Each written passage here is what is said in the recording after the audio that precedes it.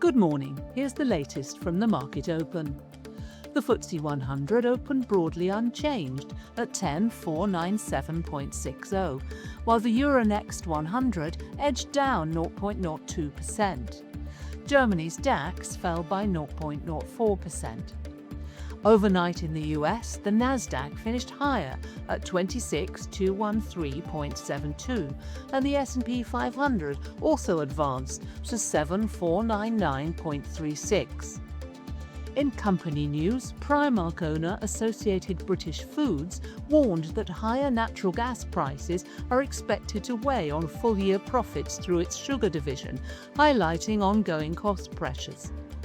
Meanwhile, Topps Tiles said the recent heatwave compounded difficult trading conditions by reducing customer demand during the period.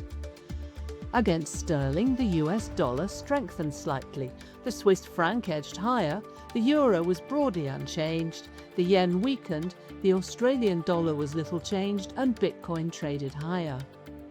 In commodities, copper and gold declined, while Brent crude moved higher as geopolitical uncertainty continued to support oil prices. Natural gas fell. That's your market open. I'm Fiona Craig. Have a great day.